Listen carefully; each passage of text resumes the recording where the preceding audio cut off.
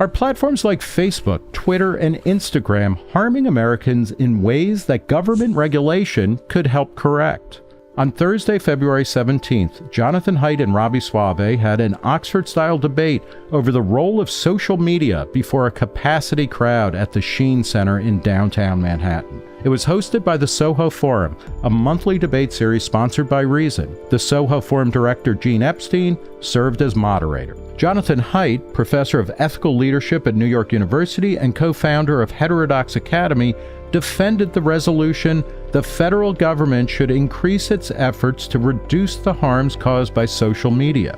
Robby Soave, who took the negative, is a senior editor at Reason and author of the recently published book Tech Panic: Why We Shouldn't Fear Facebook and the Future. He argued that widespread criticisms of social media stem from our innate and misguided distrust of new technology. Soave also contended that for all of its flaws, social media confers huge net benefits and that the application of government force is likely to do more harm than good. Haidt, author of a recent article in The Atlantic on the harm to mental health from social media, pointed out that while the platforms were not initially designed for those under 18, they have arguably been its victims. Haidt likened the platforms to sugar, best taken in moderation.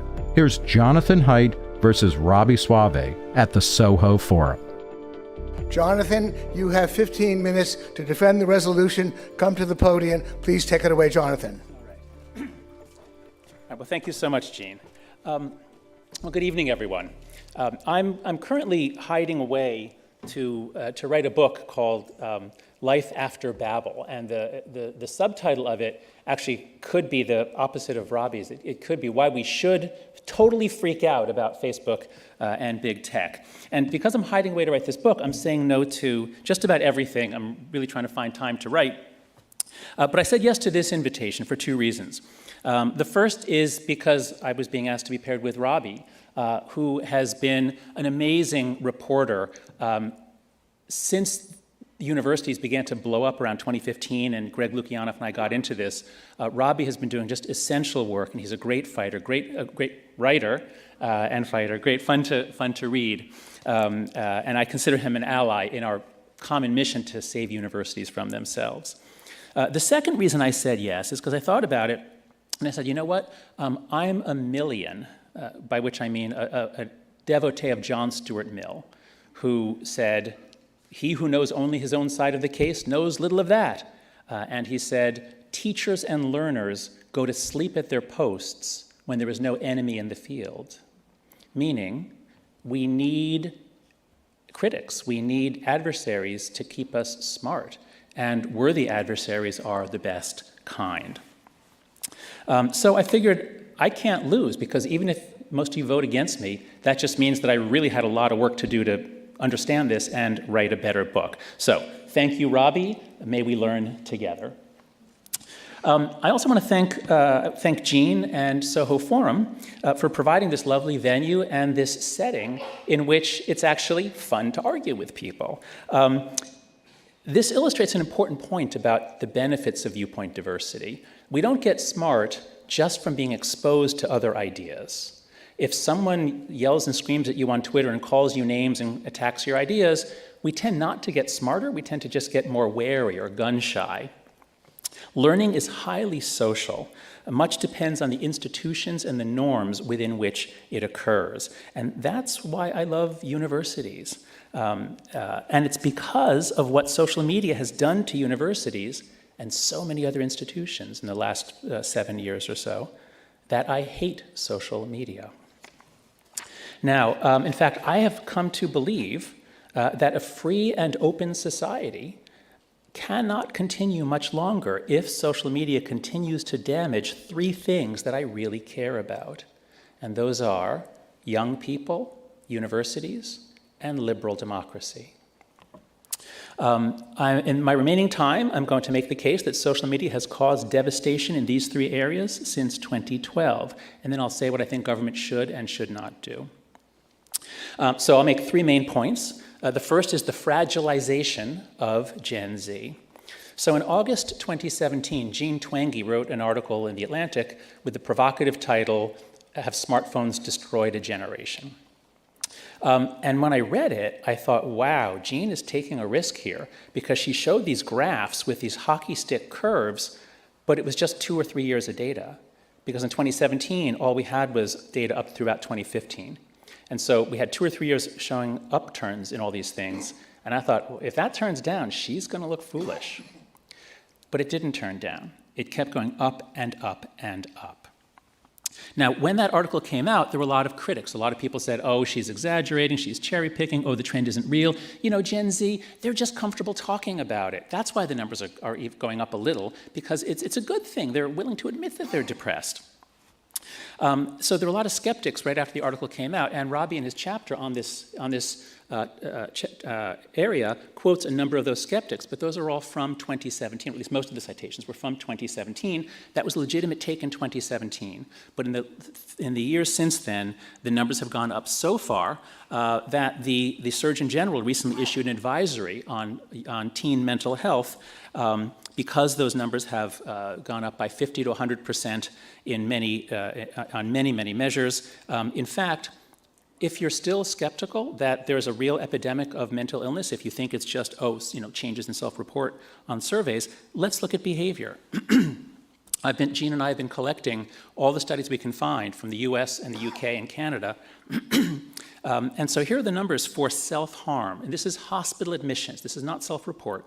Hospital records for teenagers brought in because they harmed themselves, mostly cutting themselves. If you graph it out, the lines are pretty stable. They don't move around very much up until about 2009, 2010.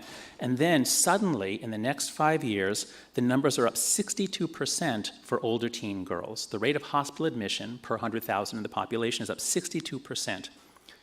For girls aged 10 to 14, these are little girls. These are prepubescent or just entering puberty girls. The rate is up 189% by 2015, nearly triples by 2015, and it's up more since then. Same thing in the UK, same thing in Canada, and similar story for suicide. There it's up for both boys and girls. And again, for the youngest kids, the 10 to 14s, the percentage increase is more than double. In a few years, the suicide rate has doubled, and then it stayed either level or increasing. Now, what caused it? That's the key thing. Now, Robby and the other skeptics point to studies. There are a lot of studies out there, and many of them find no relationship between the amount of time young people spend on their devices and their rates of depression. Now, there's one particularly influential study by Andrew Shabilsky and Amy Orban, 2019. They reported an overall correlation of around 0.03 between time on devices and various measures of depression in 3 large data sets. And that study, where they reported, this is about as big as the correlation between mental illness and eating potatoes. That finding got a lot of press all over the world. And since then, a lot of experts say, we looked at this and there's nothing there. But here's the problem with those studies. They lump all kids together, that is boys and girls. They lump all screen activities together, including watching Netflix, texting with your friends, FaceTime, browsing the web, and posting photos of yourself in a bikini for people to make comments about. You just lump them all together and you find a 0.03 correlation. But guess what?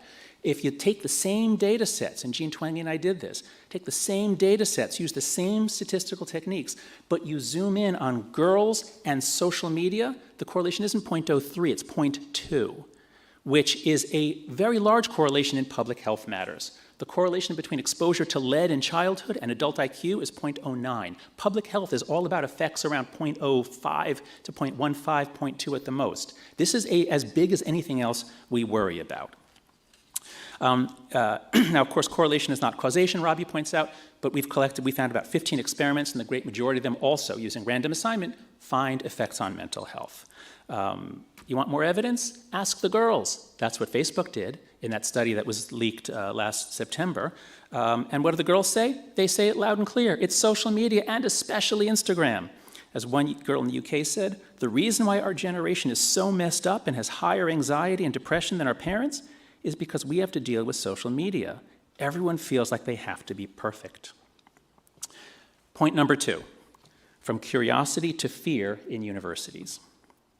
So a crucial part of my story is that social media was not toxic in its original formulation. You put up links to your friends, your favorite bands. In 2004, 2005, it was not toxic. Everything changed beginning in 2009 when Facebook adds the like button and Twitter copies it. Twitter adds the retweet button, Facebook copies it, the share button, and then other platforms copy them. And now you have so much engagement data that you can use algorithms to feed stuff to people based on what will engage them, which means emotions, which means especially anger. So everything changes between 2009 and 2012. We get a much more, this is when Facebook perfects that business model based on advertising and gluing people to the screen by having viral emotional content. That's when everything changes, 2009 to 2012.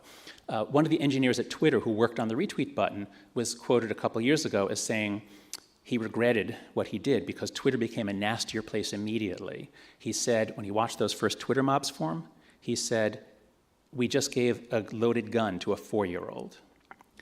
And that's where we are. That's why call-out culture and victimhood culture, but call-out culture in particular, emerges in the early 2010s. That's what Greg Lukianoff began to see on campus in 2014. When Gen Z arrives on campus around 2013, 2014, kids born 1996 or 7 or later, Greg begins to see this weird pattern, this vindictiveness, this fragility, this attack mode.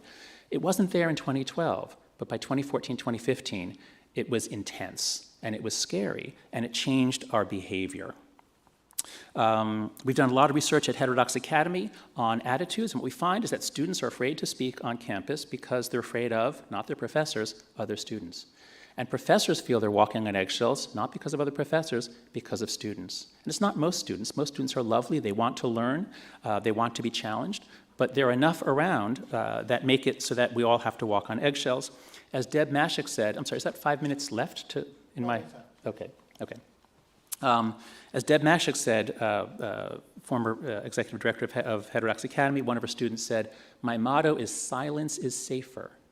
What a sad motto for a college student. The third point, very briefly, is the Achilles heel of democracy. Plato said that democracy is the second worst form of government because rule by the demos, the masses or the mob, inevitably decays into tyranny. So the founding fathers of this country gave us all kinds of mechanisms to slow down mob dynamics. Well, needless to say, it didn't work very well after 2009. So I'll skip ahead, and we can talk about this later.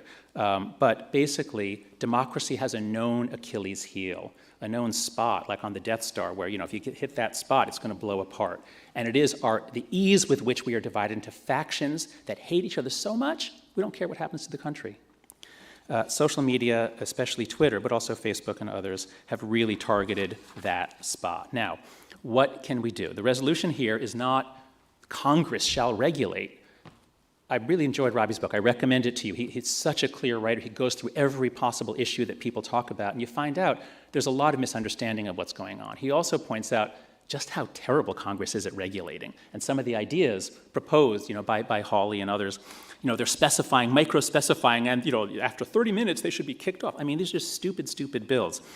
So if I was defending the motion, Congress shall regulate, I would just say, well, it's hopeless, and I'm going to go jump in a lake. But what we're talking about here is, do we have a national emergency? Do we have a gigantic problem facing our young people, our democracy, and our institutions? And if so, a lot of it is commons dilemmas, like prisoners' dilemmas, things that are hard to resolve if you're one person. For example, many of you are parents, many of you have kids.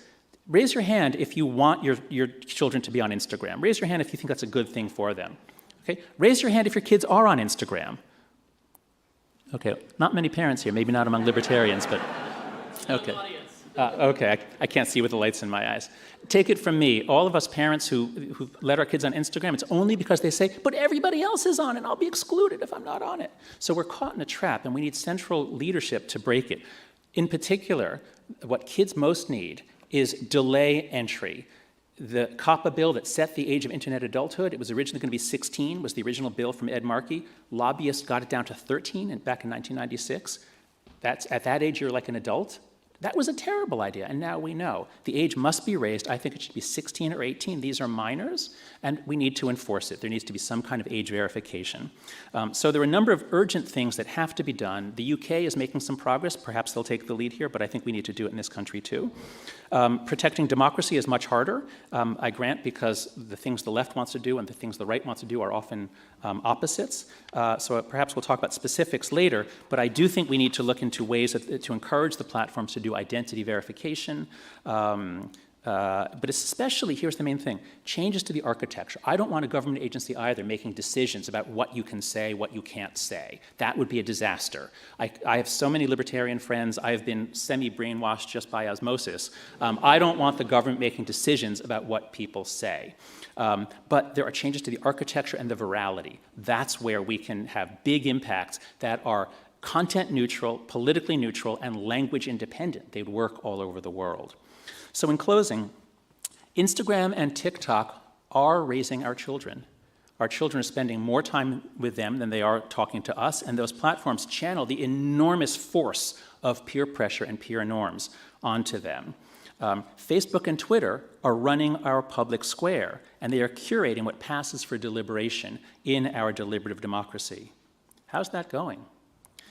Well, now in 2011, we had the height of techno-democratic optimism. We thought these things would be a boon to democracy. But now we know they were Pandora's box, and we unwittingly unleashed demons. We can and we must find ways to tame them. Thank you.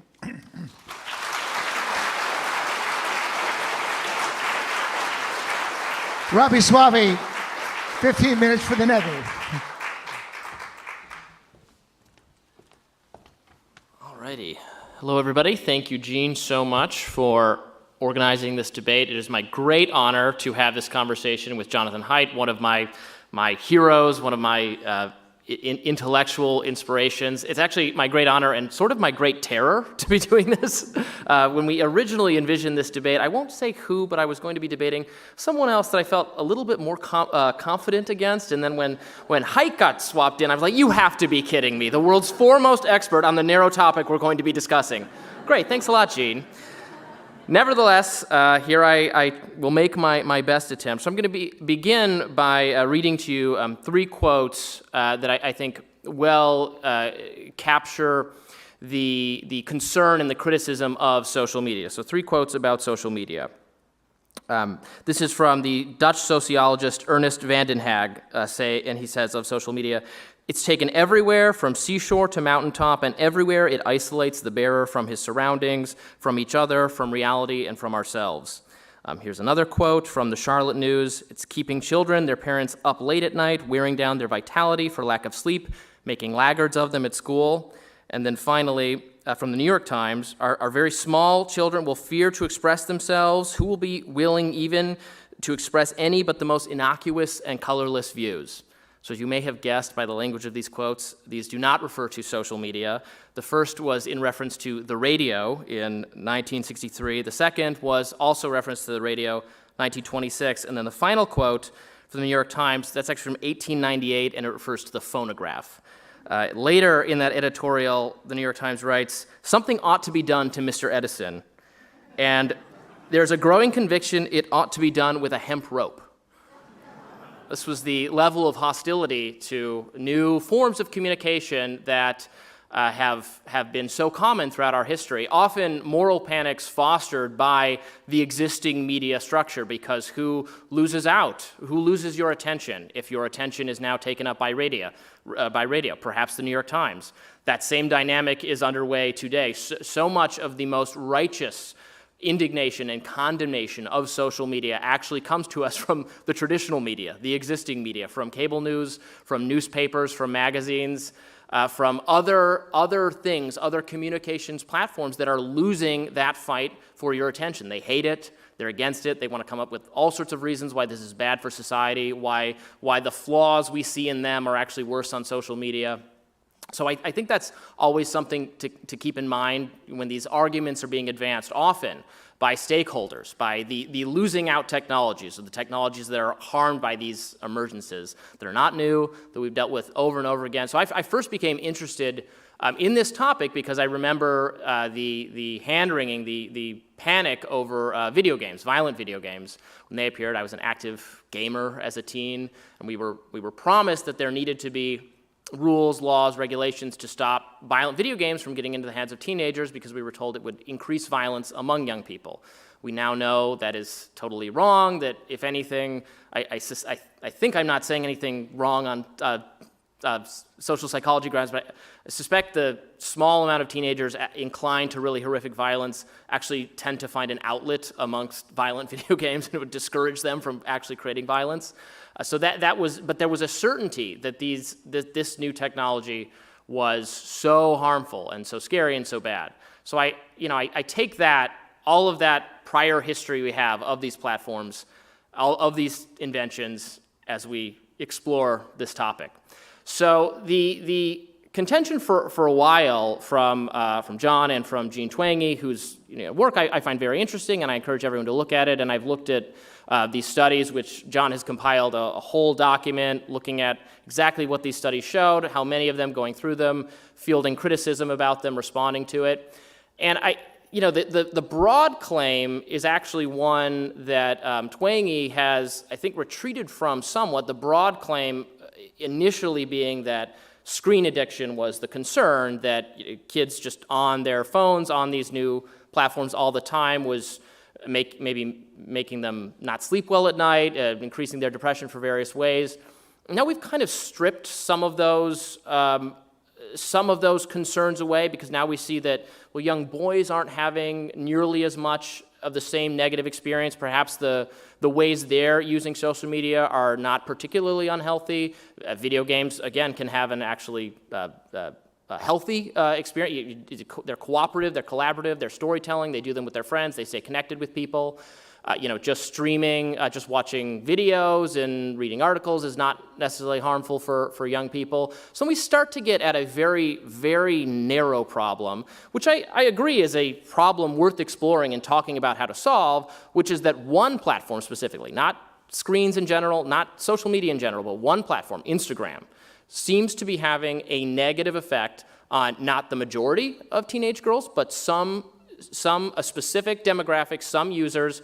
We're reporting that in survey data to Facebook. Again, it was not most of them, it was less than half, saying they were having a negative experience on the platform. Yes, can you correlate this with the increasing negative mental health outcomes, how young people are reporting? I see that correlation. It's certainly not ridiculous. But now, again, we're just talking about one platform, one group that is having some problem with it, even the majority of people in this group not having a problem with it, perhaps using it to stay connected with their friends, having normal, healthy amounts of use. This is something we tend to see in the data, in the surveys, that teenagers who are using social media a moderate amount are doing fine. Those who are using it all the time are having bad outcomes. Those who are not using it at all also having bad outcomes, because that tends to mean they don't have a lot of friends, they don't have people to interact with, and that can be depressing and sad. Being a teenager is sad and is hard. No matter what, I bet if you surveyed all of those 10 to 14-year-old girls about, does school give you a positive experience, you get a 90% no rate. My suspicion is a lot of unhealthy kind of culture of difficulty of being a teen might be channeled into this one specific platform that is not so great. Sure. The good news is we don't really need the government to solve this problem, because Facebook, which owns Instagram, is rapidly declining in popularity. It is hemorrhaging users. So Facebook, the main platform, is dying of its own accord. It cannot attract young people to it. The kinds of people who do use it tend to be old, which is no good for advertisers. It wants to be that new, cool, exciting thing that young people love and spend all their time on. It just isn't anymore. And this, I think, goes to the maybe a larger sort of ideological argument I have that you're going to get the government in here to do something about it. By the time they do, like, this will be over. It'll be some new platform. I think there's already considerable evidence that, even Instagram is not holding the youngest of the young people's attention anymore. There's been a vast migration to TikTok. TikTok has surpassed Google, I believe. It's the #1 visited site. So we're still waiting, I think, correct me if I'm wrong, John, to get data specifically on how TikTok is influencing this age cohort. I suspect it will be more positively. TikTok, unlike Instagram, is a bit more creative, and I mean, I don't know how old the average person in the audience is. TikTok's a little too young even for me, but people do dance videos, and you create things with music, and it's a little bit more creative than the just I don't know, attractive picture of yourself on Instagram that can make you feel bad about yourself if you're doing social comparison or that sort of thing. So I think we might be passing the Instagram moment kind of on our own without the government having to do anything about it. So that's my sort of grand argument against that specific area in which John is very knowledgeable and has introduced a lot of things that I think people should be concerned about. And I also totally agree that parents should feel empowered to not have their kids on social media, to take the phones away, not have them in schools, in the bedroom at night. I was limited to 1 hour of video games on weeknights when I was a kid, and that was a perfectly fine rule because I would have just done it all the time. And yes, parents should make that. I'd love to hear from parents about how we can make that easier, but it doesn't call out for a government solution. In fact, and this would be my argument against some of the age restriction type things John is talking about. It seems to me that probably the best way to preserve interest in Instagram would to be make it sexy and dangerous and scary, you might die if you use it, the government won't let you have it. That could actually drum up or increase interest in it. Why don't we just let it kind of stop being cool on its own, as I suspect it will be, as all prior social media sites eventually do. I was using MySpace and AOL Instant Messenger when I was a kid. They are gone. You can't even visit them, I don't think. So that's the harms to kids kind of category. And then also, if we're empowering the government to do something about social media, which is the question here, we have to think about, so the government is going to stop the harms caused by social media. Well, right now, the government is doing that. The government is trying to stop the harms that the government thinks are caused by social media. And that is you posting on Facebook questions about the efficacy of mask mandates and whether COVID actually emerged from a lab. The federal government is actively trying to suppress those conversations by coordinating and communicating with the major tech platforms to have a vast crackdown and a vast silencing on speech. The tech CEOs are hauled before Congress every few weeks to answer ridiculous questions from Democrats and Republicans, questions that betray a complete lack of understanding of these technologies, and called to account for both taking down too much content, which is the Republican criticism, and not taking down enough content, which is the Democratic criticism. The solutions, the proposed solutions, often produced by these discussions, and I'm talking about things like breaking up the tech companies or changing Section 230, which is the liability protection enjoyed by these sites, are very bad solutions, I suspect. In fact, changing the liability protection is a solution so bad that Facebook has now come out in support of it as a way to prevent its nearest competitor, Twitter, from beating it. Facebook understands that if you raise the liability threshold for social media sites, well, Facebook, which hires an army of content moderators, will be in a better position than Twitter, which has many fewer content moderators. And Twitter told me when I interviewed people from this book, they said, yes, we are dead set against this. This will kill us. It's reflective of the kind of industry capture that can happen when powerful companies get involved with the government and do practical things that they say are in the best interest for everyone, for the consumers. These sites are so harmful, we need the government. Then it ends up being something that just helps one company over another. So I do not think it's a good idea. And then we also have to worry about, even if we're just concentrated on the harm to kids part of it, maybe we'll get into some of the other stuff during Q&A or with each other. We do have to, the First Amendment exists. I don't think the federal government should do things that violate the Constitution. We already know that attempting to ban or restrict violent video games, the ability for kids to purchase violent video games, there was a law in California to stop that. The Supreme Court struck it down. Much of what we're talking about is pure speech, And I think the Supreme Court, honestly, frankly, would have something to say about efforts to prevent even young people from having access to speech. Speech is the most protected thing, the thing that is most protected by our Bill of Rights, by our kind of American system. I'm sure we'll get into some of the dysfunction, the horror that we're in, the tribalization that we're living through, and it can be ugly out there on social media. I know that just as well, if not better, than everyone in the audience. It can be bad. I don't know, and I'm skeptical that social media is the cause of this dysfunction, of this anger, of this just like horrifying politics.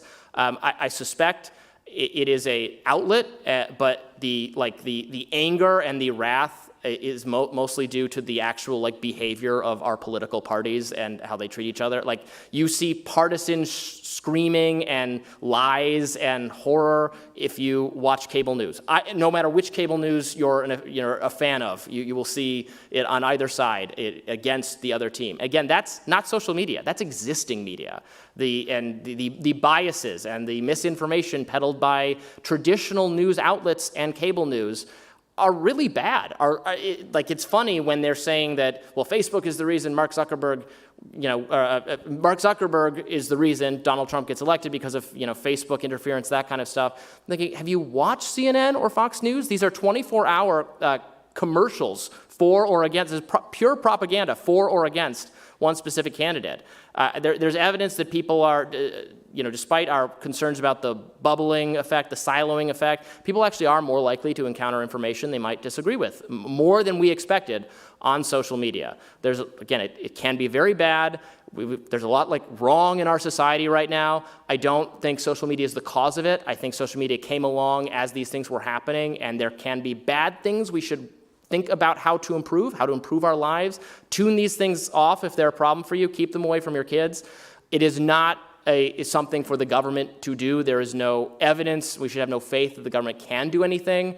And the government is a cause of much of this dysfunction in the first place. Thank you.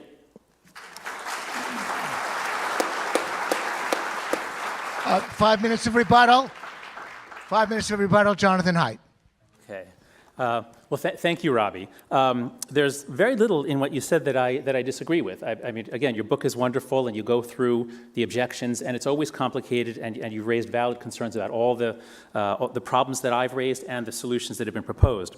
I do want to start, though, by talking about your description of this as a moral panic. You're absolutely right. This is a moral panic, amazingly similar to the previous ones. You're absolutely right about that. I really enjoyed your description of what happened when bicycles came out. There's a moral panic about that. But skeptics of my position almost always point out the long history of moral panics. But that argument, to say that that's an argument against what I'm saying, that relies on what's called the survivorship bias. And that's where, if you interview survivors of shipwrecks in ancient Greece and you find that almost all of them prayed to God, you would say, wow, you see, praying to God works. Because, of course, you're not interviewing the ones who prayed to God and died, okay? So now Robby's right that these communication technologies, almost all of them were objected to like this. But those are the survivors. Those are the ones that we still have, like the printing press, the radio, phonographs. But these are technologies that survive, that we love. And in some cases, we had to tame. What else is there? Well, how about things like leaded pipes? Like leaded pipes, that was an amazing invention by the Romans, and it allowed them to build cities. It was a great technology, and we used it all the way into the 20th century, even though some people kind of knew, even the Romans, that this is actually making people sick.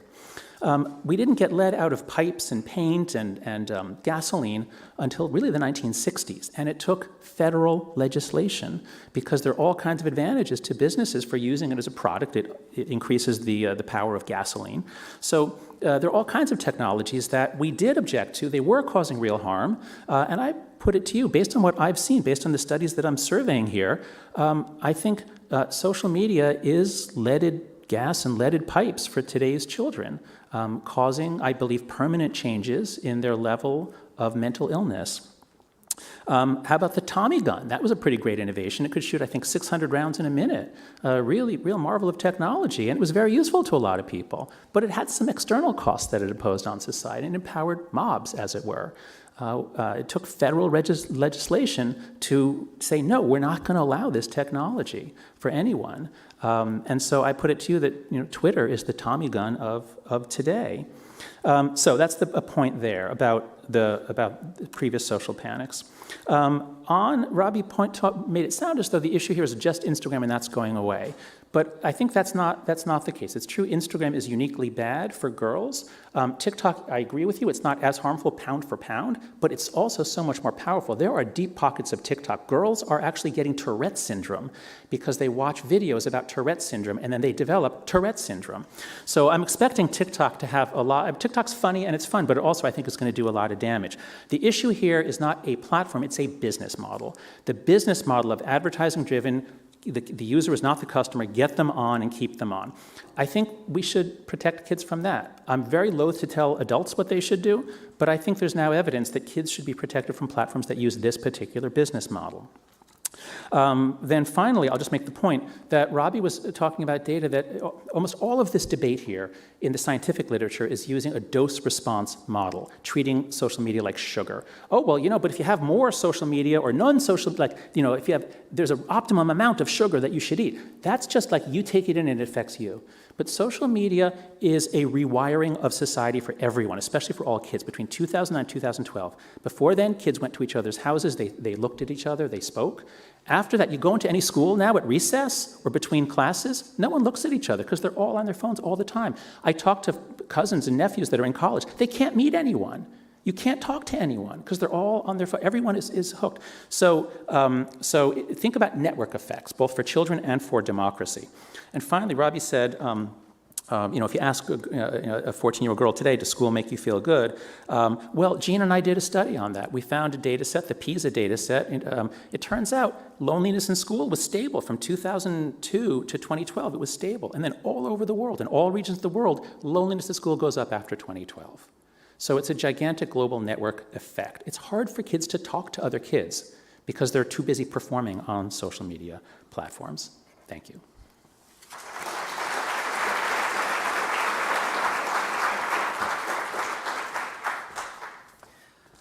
I guess the only thing I would add to that or push back on, yes, it can be annoying to walk into a room and see everyone on their phone. People should put down their phones more, spend more. Human contact is good. I'm all in favor of it. This pandemic has reminded me how much I prefer it to social media, although we should keep in mind that we are, I think, lucky that we did have social media as we went through this. Again, it is no substitute for actual human socialization, but because of massive external factors, we were told by our government that for people's health, you are not allowed to socialize. You are not allowed to do the most fundamental, healthy human thing imaginable. You must, not breathe on people. You have to stay away from them.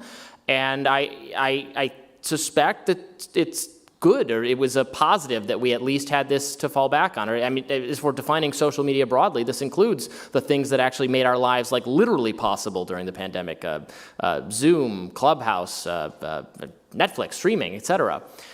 Also, when you do walk into a room, yes, everybody on their phone, it's annoying, but it's not like everyone who's on social media is not communicating. I mean, much of what they're doing is, in fact, socializing. It's socializing with other people. It's not people in the room with them currently, but it is other people. It can be people all over the world. I've met people because of social media, because of forums and various things that I would have never had the opportunity to engage with these people if I was confined to just my immediate vicinity. I mean, social media is a very liberatory technology in terms of its ability to connect people across vast distances. I know that's the starry-eyed vision of social media, but still true to a large extent.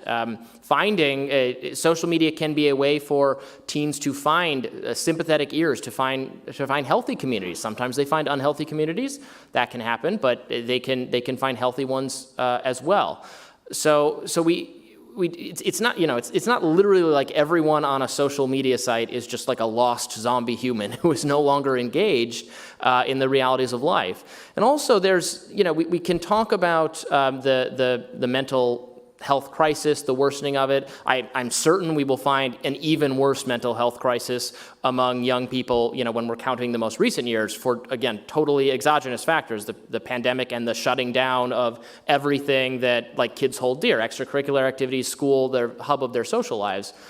So I totally understand and agree that there's a huge mental health crisis and problems. I think some of it, John addressed that in his earlier comments, you can't just say it's people being more willing to be open about mental health. I think that we might disagree on how much of that it explains. I'm a big fan of Jonathan Haidt and the Coddling of the American Mind, where they predicted that when you make it so that in liberal activist circles, the person who is the most oppressed and traumatized has the most power, you will create a system where people compete to sound like they are oppressed. And the easiest way to like fake oppression, if you don't fall into like a category where you might have experienced negativity, would be to say, well, I have a mental illness, I've recovered from PTSD, I'm traumatized for various reasons. And I do think that explains some, not all at all, by any stretch of the imagination, it explains some of we've almost like destigmatized mental health a little too far, where people want to see themselves as traumatized and victimized. And I don't think that's a healthy thing, but I don't think that's social media. I think that's the kind of cultural trend among young people, among young activists. The last thing I wanted to say before I return to my seat, it is still important to keep in mind, as we talked about Instagram in those hearings, right? The Wall Street Journal report, Instagram's so bad. Again, newspaper, very anti-social media. We're likening Instagram, Facebook to big tobacco. This is the big tobacco moment. You heard that over and over again. Big tobacco has killed millions of people. How many corpses can we lay at Facebook's door actually? I accept that it's more than zero. Is it millions? It's definitely not millions. So, and also, unlike cigarettes, which have no positive except, it's positive if you like smoking them, but like kids, all sorts of vices have declined along the rise of social media. So like drunk driving rates among teenagers have fallen off. It's 54% decrease since the early 90s. Kids spend more time on their phone. They gather less. There are good effects of that. There are some like we have to stack up like all the lives saved by kids not getting into messy circumstances, drug use, alcohol abuse, all down among this same age cohort along the same time frame that social media comes along. So it's not always good when kids are only looking at their phones. I agree, but it is good if it stops them from like killing themselves in a car.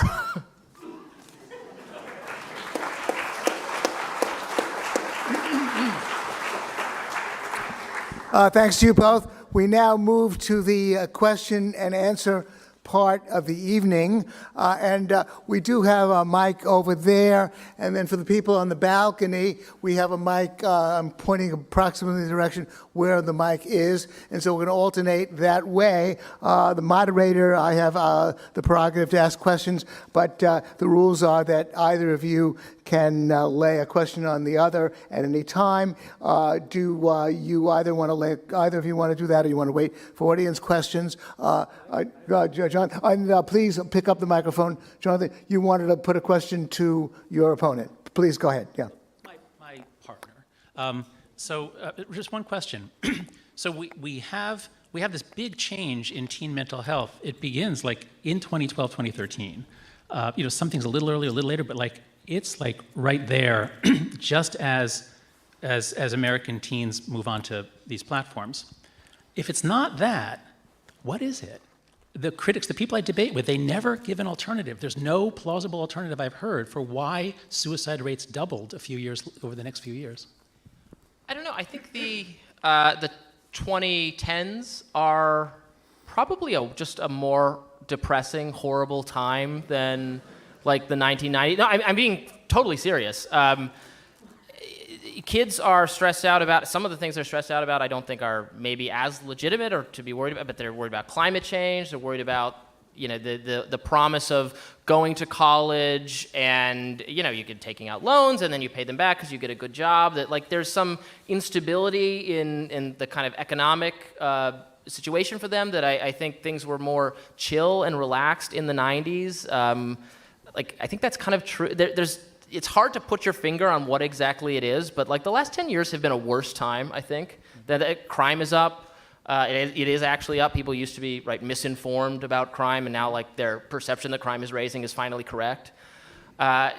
Which is not to discount that social media's had something to do with it. I can buy that a little bit, but I don't. It seems to be happening at the same time rather than a direct cause to me. Well, now here we're allowed to interrupt each other, right? Well, And have a normal conversation. So, well, go ahead. okay. So yes, in the last few years, I think you could make the case that things are objectively worse on some measures. But put yourself back in 2012, 2013, 2014.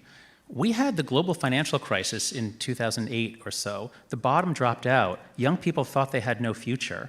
And over the following years, after about 2011, the economy gets better and better. Unemployment drops more and more. The stock market goes up and up. Everything's looking up. So how does it get better for this age group, though? Does it get better for the people staring this down? But why would an improving economy why would economic changes affect girls more than boys? Right. The timing just doesn't work for it to be economic factors. And in terms of it being scary things in the world, when big scary threats happen, you know what happens generally to the suicide rate? It drops. Durkheim found that in the 1890s. When you go to war, people don't say, oh my God, we're at war, I'm going to kill myself. No, any sort of collective crisis brings people together, and that protects against suicide. Suicide happens when people feel disconnected, alone, alienated, not when there's a common threat. And if young women in particular, and we should be clear about this, you see the graphs, it's not just young women, it's young women on the left. Just in the last 6 months, 2 data sets have come out. All kids are getting more depressed, but it starts first for young women who say they're on the left, and it's steepest for them. And so I would suggest to you that it's because they all got on social media, and it's the progressive girls who are all freaking each other out about, as you said, victimization, global warming, oppression, rape culture, all these things. So even if it's the external world, it's brought into them by social media every day while they're awake. But they could freak themselves out about that without social media. Not as much. When I was a kid, we would get angry about things the Republicans did, and there was one or two every week. And now it's every hour. Well, this is a much more politically vicious time. That is another major way in which this is just a worse time. Our politics are so broken and so horrible. Choices that political actors have made, that didn't have to be made, the inability to talk about anything other than Donald Trump for 5 straight years really is sucked. bad for everyone's psyche, no matter if you love him or hate him, it's bad for your psyche. I'm not dissenting from the Instagram part of it. Okay. Do you have a question for me? We might. Do you want to put a question to Jonathan? I'll let the audience go. Okay. Well, please don't have to identify yourself. Please just ask your question as a question, and if it's directed to either of the two debaters, please state that as well. Go ahead. Take it away, sir. Thank you, sir. This is directed to Jonathan, and I was very interested in what you had to say. I think at the heart of what you said was that anxiety and depression among young girls had tripled, and that the analysis you had done had showed that there was a 20% correlation with involvement with social media. Yeah, now, a 0.20 correlation. Yeah, that's 20%. Well, okay. Okay, I'm a statistician, so I do know that. I'm not sure that you understand that what you were saying was that 4/5 of that tripling was due to, at least due to something else, and that at best 1/5 of that tripling was due to involvement in social media, if there was causation, and I'll get to that in a moment. So what you were saying was that 1/5 of the tripling, which would be a little more than 1/3 increase, so that depression and anxiety among young girls increased by about 1/3 during the period, which is worrying. But really, I think, if that's all it is, it explodes your claim that this is some giant tripling of anxiety. At best, if there's causation, it's only increased by 1/3 because of involvement with social media. Now, let me just finish. Let me just finish. Because as you know, and as you've heard many times, correlation does not mean causation. It could be that all those other things, which you haven't attempted to identify, that cause 4/5 of the increase, are getting these young girls to be anxious and depressed, and by pure correlation, they happen also to go on social media. Because they go on social media, it doesn't mean that they're going on social media as cause of anxiety and depression. It might be the other way around, or it might be a correlation with these other things. yeah, I understand. Thank you, sir. Your concept is exploded. Believe me, I understand that. Sir, I think you made your argument, and thank you very much. Okay. So be seated, and Jonathan, you have a right to respond. Yeah, so I certainly understand that correlation does not show causation, and that's why in our giant Google document we have a section on the correlational studies, we have a section on the experimental studies. And the studies that use random assignment also find effect. So we're quite confident that it's not just reverse correlation or third factor, there is a causal effect.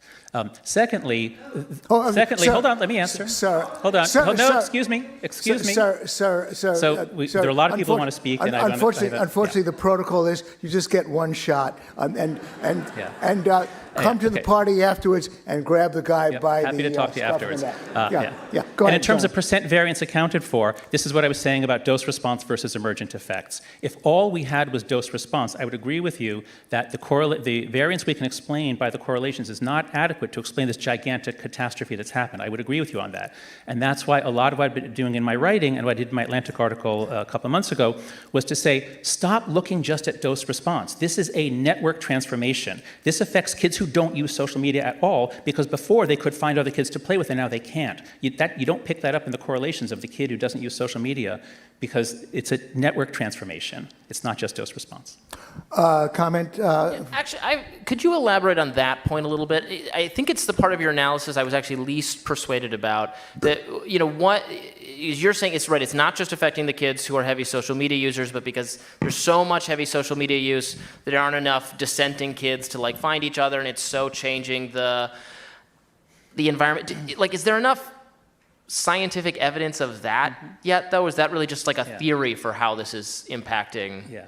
Well, so the other big piece that I haven't brought up here in terms of the depression explosion is the vast overprotection that we put on kids in the 1990s. Right. Kids need to play. They need to play unsupervised, so they learn how to work things out. And we largely stopped them from doing that in the 1990s, or we decreased the amount of free play. This, I believe, made kids more vulnerable, weaker, and then those same kids get on social media. And now I feel like I could do that great Woody Allen moment where he pulls out Marshall McLuhan. I happen to have Lenore Skenazy right here. Lenore, could you stand up, please? Hello. Anyway, Hello, Lenore. Right. So this is what I mean by a network transformation. Before 2009, there's data from a British study I saw. In 2009, it was something like 60 or 70% of English girls said they sometimes went over to their friends' houses. Right. And in 2014, 2015, it was like 12%. Yeah, well, I fully agree that that's bad. I'm Lenore's editor at Reason. I edit all her things.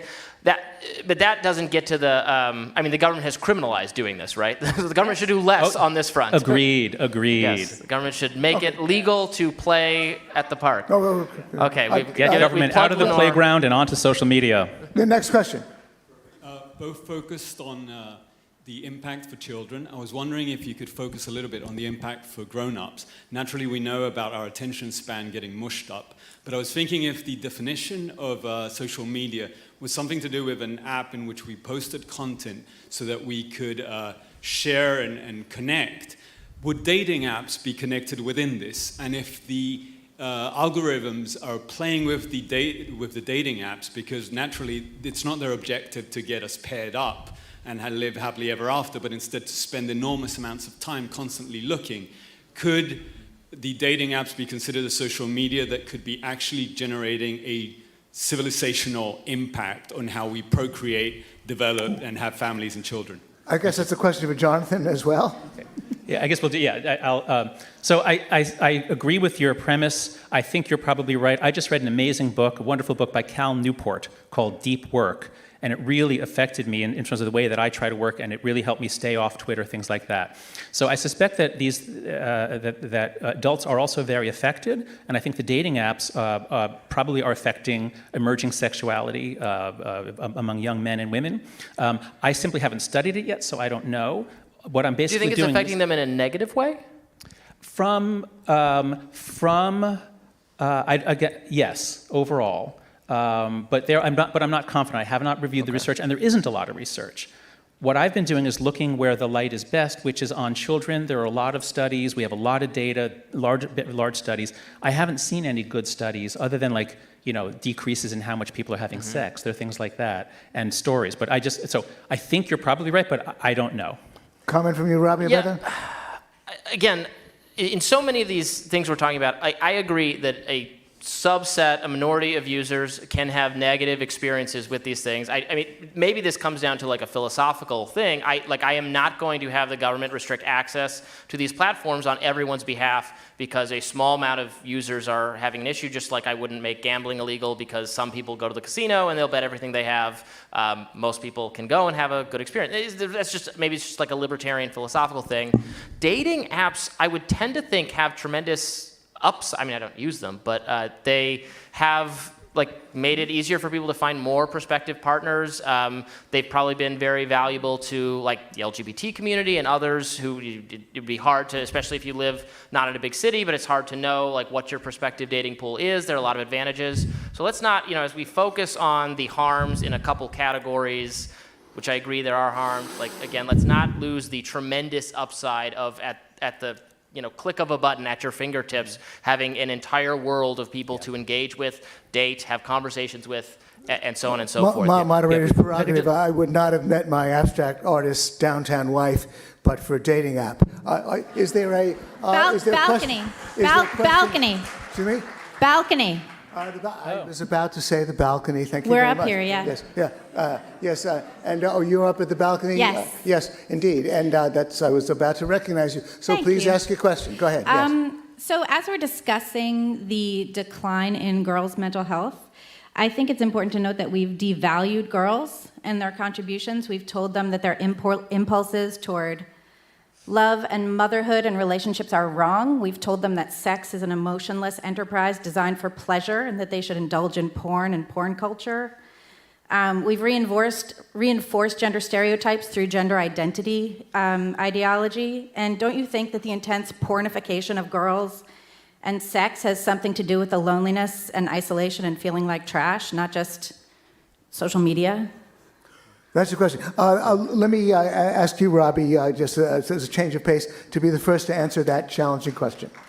Yeah, look, porn does present specific challenges. Certainly, maybe this would be an area where I think at least the government may be doing some of the restrictions that you've mentioned for the other things. Certainly, you could make a stronger, or a case that would be less affected by the First Amendment because the Supreme Court has been more open to regulation on this front.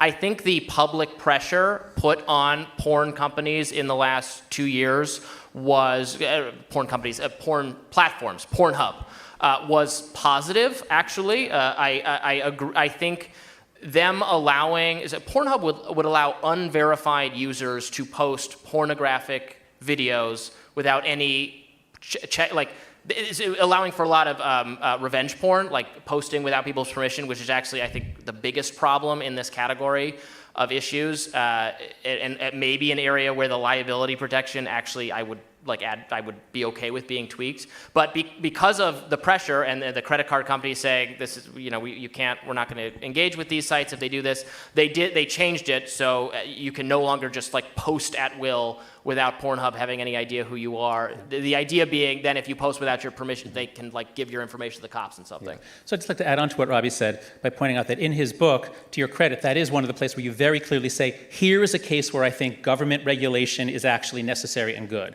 So really, it's really just a difference of degree between us. And I want to also emphasize, when we're talking, especially as the conversation moves to adults, I'm really reluctant to tell adults what they can and can't do. So like banning dating apps, like I would never consider, like no, I would not think of that.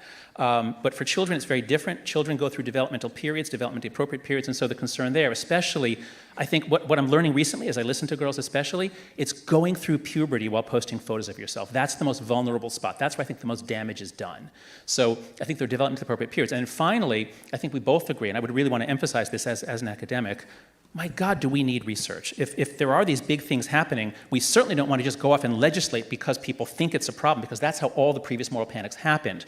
We need this to be a research priority. The Surgeon General just issued this advisory, and the Surgeon General reached out to me, and Lenore is talking with him next week. The Surgeon General is very interested in the possibility that free play is beneficial and social media early is not. But if we're going to legislate, I mean, that's part of the reason why we have the Surgeon General, not just to talk to the people, but to be a kind of a science advisor. All of this has to be based on research, and right now we have very little. I'm going to recognize the balcony a bit later as well. Back to the orchestra. Ask your question, please. Thank you. Fascinating debate. This is kind of going back to the first couple of questions, but isn't it really reductive and therefore incomplete to only be focusing on this one aspect rather than looking at the incredible complexity of young people's lives? And that does include their awareness of climate change, financial issues for sure, school shootings. I mean, this is the generation that grew up really genuinely fearing, as unlikely as it actually is, that someone's going to come into their school and shoot them. So, I mean, I know we're kind of returning to the earlier points, but I just feel like, this is not factoring in just how incredibly complex and difficult people's lives are now. Yeah, I mean, I think we probably both agree with that. I would just say I don't think that's a social media, or that is not a thing you can specifically blame on social media. I mean, fear about mass shootings is one of the mainstream media's biggest things it gets wrong, frankly, because as you said, they are blessedly extremely rare. School shootings are especially extremely rare. There's all sorts of statistics you can look at, but kids are safer at school than other environments generally. So the fear that kids have that they're going to die in school is to a large degree an irrational fear compared to other ways they might harm themselves or come to harm. But it is such a powerful fear that you could see how that could be one factor contributing, and I suspect it is one factor contributing to the greater anxiety of young people for reasons that the mainstream media has pushed on them, not social media. Yeah, and I would certainly be a fan of both complexifying and simplifying. You want to go back and forth between perspectives. And in the Coddling the American Mind, Greg and I tried to do that, to trace out multiple. There's 6 threads that we trace out. I love stories about trends working together. I would just point out, people do not kill themselves because they're afraid. They kill themselves because they feel alone. And so school shootings it might make people afraid. It's not going to make them kill themselves. You kill yourself when you feel disconnected, alone, shamed. But it certainly factors into anxiety and depression if they are afraid. Anxiety, I suppose. I'm not sure about depression. Yeah. Next question, gentleman behind. Thank you. Sure. My question's for Jonathan. So you were talking about earlier technologies and how they induced a moral panic before they were tamed. And then they got me thinking about the printing press and whether we'd ever tamed the printing press, because pretty much anyone can print a pamphlet or publish a book. But then I thought of libel law, how you can't just print... Thought of what? Oh, libel, yes. Libel law, and how you can't just print anything. And it struck me that the power of anti-defamation law as applies to written text, published text, is that it places the onus on the aggrieved party to raise that cause of action and to sue the author, the publisher, who printed the untrue and defamatory statement about them. And so that way, rather than having a regulatory agency or Congress trying to design a one-fits-all solution, the regulations can sort of coalesce from the bottom up based on a response to actual circumstances. So my question for you is, could you imagine the creation of a new cause of action, a private cause of action, perhaps at the federal level, so it fits within your resolution, that would provide the persons who have been harmed by specific intentional actions of the purveyors of social media, the social media companies, that would then realign incentives in order to address the harms that social media causes? Well, I see what you're trying to do in sort of changing systemic pressures and changing systems that you get a better outcome. But the last thing I would want in our litigious culture is to say we're going to resolve this by individuals taking action against each other. What I would much rather we do, I think your example of the printing press is a very good one because it's an example of an incredibly powerful technology that brought down old and decrepit power structures, and part of that is happening and part of that is beneficial. You referred to that, about the vested interests are the ones who are most threatened. But I think it's a good example, as with so many of these technologies, that, yeah, we did need a little bit of regulation. And I think there does have to be some regulation here. And especially, as I said, the British example, where what they're doing with their online harms bill is they're positing a duty of care, that if you're a platform that is having minors on, you have a duty of care. They're not like your, it's okay, if you want to just exploit your adults and for their data, they're adults, they make their own decisions. But with children, you have a duty of care. So I would rather that we have, not the heavy-handed kind of regulation. If Philip Howard was here, many of you know Philip Howard and his books and his analysis of how terrible and stupid most regulation is, but where you lay out a general principle and you let the companies figure out how to meet it. You don't try to micromanage. So yes, I think that the printing press is instructive in many ways, but I would not want to see just mass action. I mean, we're already attacking each other all the time. To put penalties and fines on it too would just make it unbearable, I think. Comment from you, Robby? No? No. Okay, yeah. Balcony question? Hi, thank you. Thank you both for a really engaging debate. The big tobacco question seems very relevant because we're framing social media as essentially an addictive substance that hijacks our biology. And so we need federal government to step in and save our brains and our bodies, essentially, especially those of our kids. If I have a history right, though, and forgive me if this is really hopelessly libertarian, the federal government response to big tobacco only came after there was a really strong social science consensus that tobacco was harmful. And it seems that we're still cobbling together some sort of exact consensus about social media.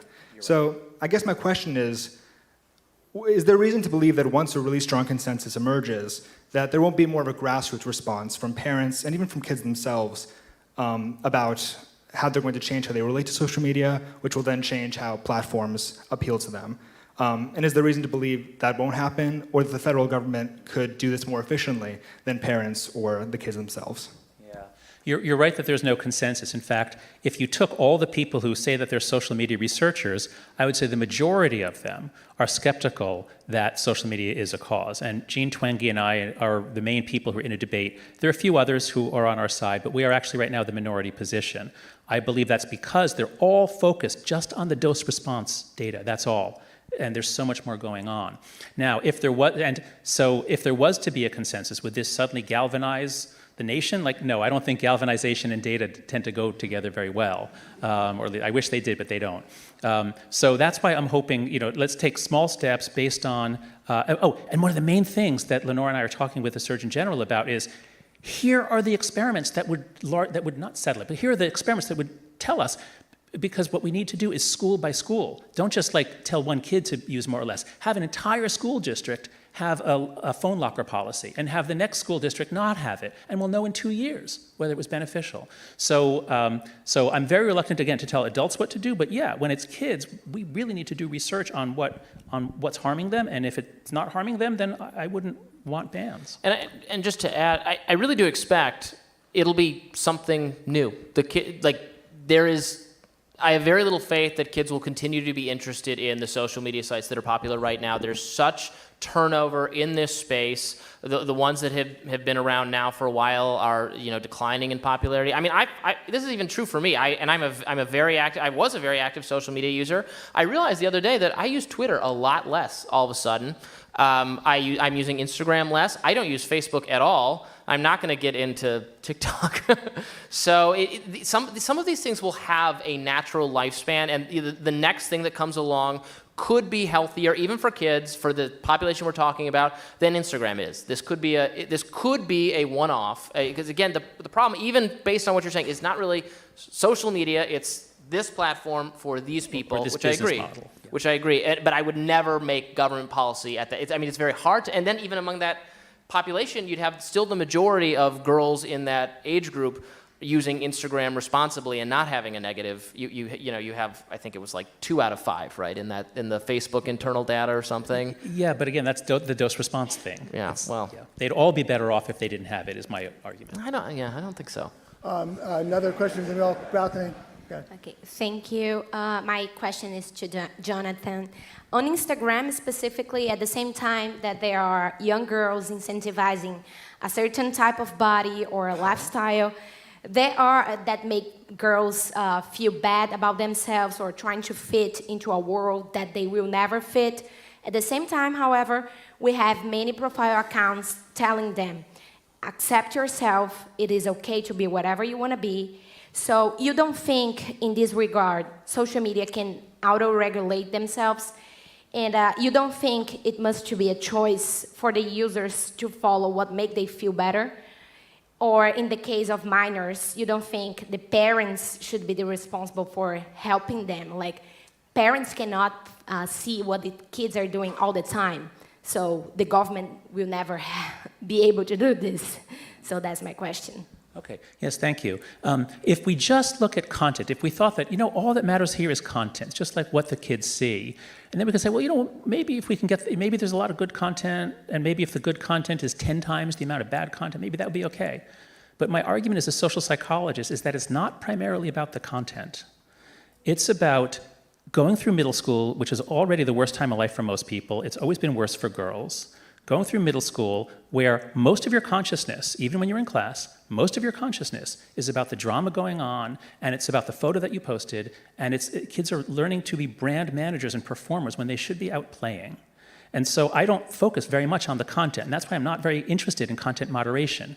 It's a whack-a-mole game, it's a hopeless errand. I'm focused on the dynamics, especially the social dynamics. And I think these platforms are unsafe at any speed for young kids, especially around 12, 13, 14. Anything photo-based, and the girls go for the photo-based platforms. The boys went for video games and also for YouTube back in the early 2010s.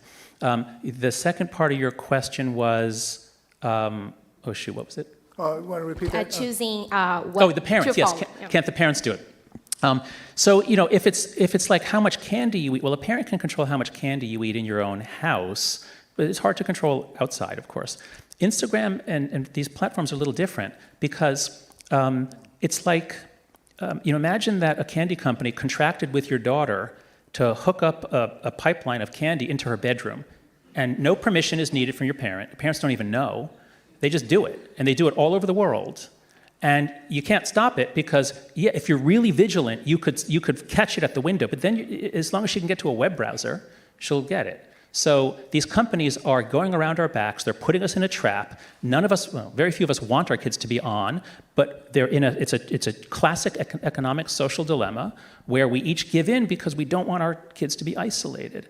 So I think this really calls out for some central force to break the trap, especially when we're talking about underage kids. I've had 2 conversations with Mark Zuckerberg, 2 conversations with Adam Mosseri. I bring this up every time, and they always say, but we don't allow kids under 13. Well, after my first conversation with Mark Zuckerberg, before the second, I just created a fake account for my daughter, and I lied about her age. I said, oh yeah, Mark, really? I just made an account for her.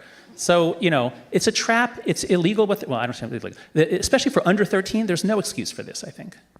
I'm afraid we're running out of time, and Robby, make a brief comment if you want. Yeah, it will be very hard, no matter how interested the government is doing this, this is a genie that cannot be put back into the bottle.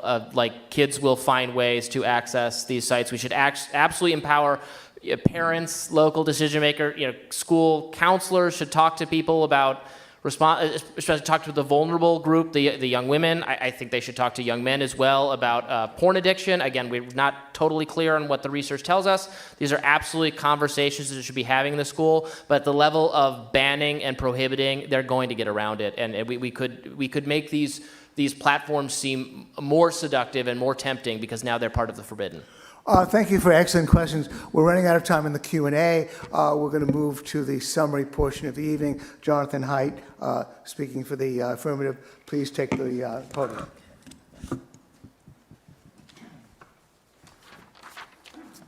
Okay, well, thank you, Gene. Thank you, Robby. Thank you to the audience.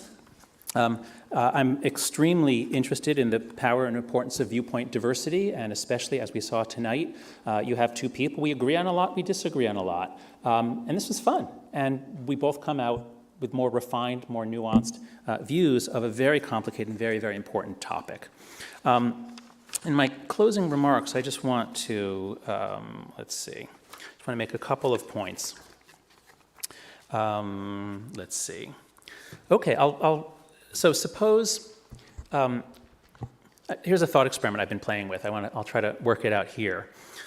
Suppose we're back in 1993, before most people had really seen the internet. And imagine that a genie appeared, and he put in front of us 3 magical boxes, just floating in the air in front of you. And he said, you can open none, 1, 2, you can open as many as you want or none of them. And on the first one, the label said internet. The second one, it said iPhone. And the third, it said social media. Now, knowing what we know now, which ones do you think we should have opened, or which ones would you choose to open, or which ones do you think were good for society to open? So let's do a little poll. So the internet. Obviously enormous benefits, and yeah, there's some downsides. I mean, lots of things can happen on the internet that are bad. Raise your hand if you think we'd be better off if we didn't have the internet. Raise your hand high. Okay, 1. And now raise your hand if you think, no, it's a really good thing that we have the internet. Raise your hand. Okay, it's like an insane question, especially in a room full of libertarians. So the internet, I mean, the cost-benefit ratio, the transformative effects of the internet, the things it made possible, the things it brought outside of wealthy countries and made available to people all over the world, it's transformative in a good way, like electricity or like fire. So the internet, boy, are we glad we opened that one. And remember, for some of you, if you're old enough like me, it's like, the first time you see it and a web browser, like, it was inconceivable. It's like all the information, like, there for free. Amazing. All right, next one, the iPhone. Now, smartphones, it's a little more complicated because there are claims that smartphones have damaged a generation, smartphones are addictive, things like that. But this is the most amazing Swiss Army knife ever created. And I sleep with mine under my pillow because it's useful as a flashlight and useful as a clock, and I go everywhere with it. As Steve Jobs originally intended it, it was going to be like a Swiss Army knife with these like 5 or 6 things that are tools that you can use. Now, in some ways, now it uses us, but we'll get to that. As a Swiss Army knife, I think this is an incredible thing. Now, do you think that the world would be better off if we never had smartphones, if we all were just on flip phones? Raise your hand if you think we should not open that box. Okay, so now we get about 10 people saying, yeah, we'd be better off if we didn't have smartphones, just flip phones. Raise your hand if you think, no, it's a good thing we have smartphones. Raise your hand. Okay, so about 90%, all right? Okay, now we come to the third box. And remember, each box you open is going to take 10 to 20 hours a week from you. Okay? Now, what do you get for the internet? You get a lot. You learn a lot. What do you get from your iPhone? It solves a lot of problems, finding you taxis, all sorts of things. So each time you open a box, it's an extra 10 to 20 hours. Okay? So now we're up to 20 to 30 hours a week from internet and smartphones. Okay? Now there's a third box. It says social media, or it says Facebook, or let's just say social media. Now, if you open it, what do you get? You get constant updates about what someone had for lunch and why someone hates somebody and why somebody is a fascist or a racist. And what are the downsides? Well, I've been making a case that there are many, many downsides. So what I'd like you to do is imagine a world without social media. Imagine a world in which the only way you could communicate with other people was by phone, email, texting, WhatsApp, Skype, Zoom, FaceTime, blogging, Fortnite, Roblox, Minecraft, 1,000 other video games, multiplayer games, the US mail, and walking over to someone's house, ringing the doorbell, and using your vocal cords. Imagine such a world. Robby said we should be grateful that we had social media during the pandemic. No, we should be grateful that we had these 50 other platforms that could connect us. Our kids would have been so much better off if they had to actually Zoom each other rather than posting, commenting, oh, you look great, love it. Like, no, that was stupid. That was not connecting, that was performing. We would have been so much better off if we did not have social media of that business model, if we just had everything else. That at least is my claim. So if, in conclusion, if you're happy that we opened that third box and you think everything's going fine and you think we shouldn't exert some kind of centralized effort to try to clean things up, research-based, of course, but if you're happy with the way things are going, you should vote after these statements, you should vote no on the resolution. But if you join me in imagining a better world, healthier kids, and a more admirable democracy, I urge you to vote yes. Thank you.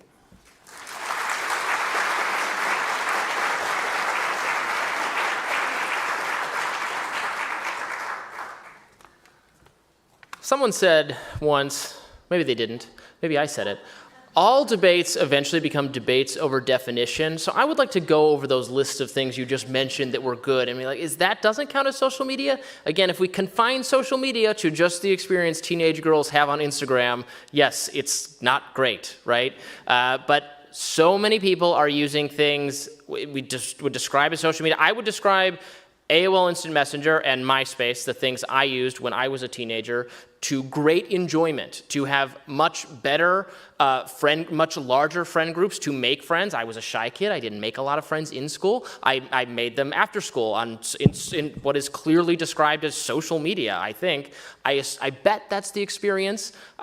Anecdotally, I hear this from young people. That is the experience still of a lot of kids, that school, the class they're sorted into, that they would have been lucky to be sorted into in normal times, but have not been sorted into because they've not actually even been in school for 2 years, is not as enjoyable as the networks they can curate and create for themselves because of this amazing technology that I would absolutely open that box and unleash on the world, because you don't have to use it. The choice is still yours. You can unplug. Some people can unplug. We hear, I think, a lot from the loudest, angriest, and most addicted people, which warps this conversation. The Social Dilemma movie, which you were the only person, in my view, giving like saying normal, sane things in that Netflix documentary, which is mostly about all these former tech people bragging about how they think they've hacked your brain and that your decisions are no longer your own and they control you, and isn't it bad, but also kind of cool what they were able to do. Like, they're bragging that they did this.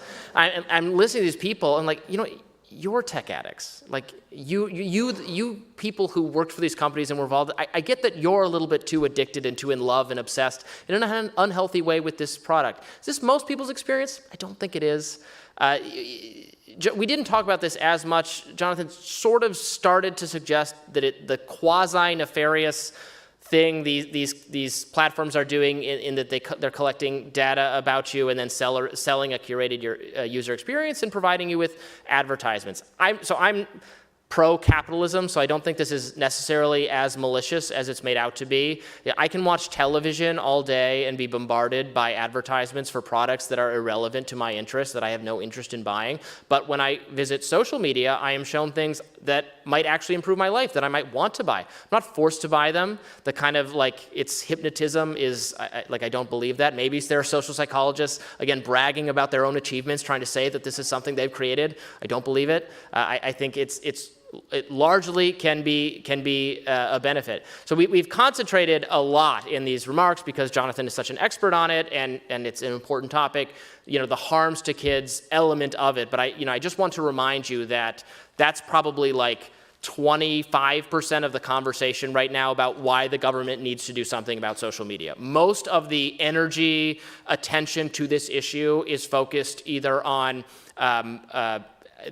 limiting the spread of misinformation. That's the major liberal concern. And then on right, something we didn't even touch here tonight is the concern that the platforms are censoring too much information.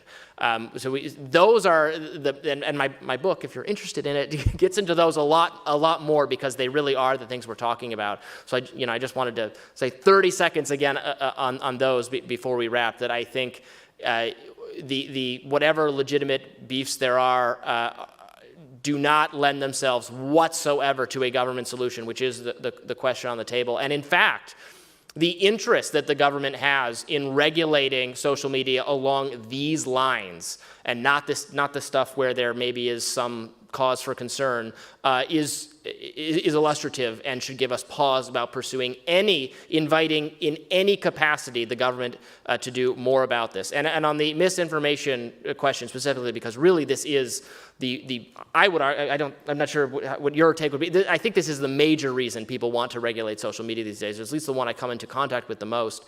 Here, the research is very favorable, I think, to my position. A lot of the panic about how much people being inundated with so many lies and et cetera, has not been borne out by the data. Actually, it's like a tiny number of social media users who are sharing the most alarming social media misinformation. It's a tiny number of users who are seeing it. It pales in comparison to the misinformation they're inundated with on the media platforms that existed before it. But this is the animating concern of the Biden administration and the FTC and the FCC, of the government figures who actually will do the regulating, who are going to do something about social media. This is what they care about, and it will have very bad consequences for free speech. Thank you.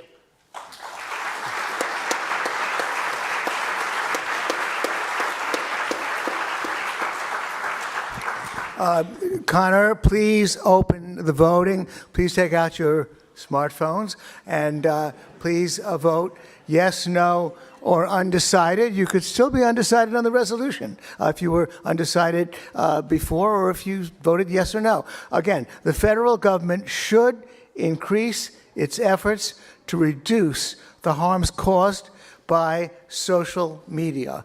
Yes, no, or undecided on the resolution. Drum roll, please. Now, the resolution. The resolution got initially 28% of the vote. It rose to 37.7%. It picked up 9.8 percentage points. 9.8 percentage points is what you picked up, Jonathan, and that's the number to beat. The no votes also picked up, but picked up 1.8 percentage votes. Therefore, the Tootsie Roll goes to Jonathan Haidt. Congratulations, John. Congratulations to you both.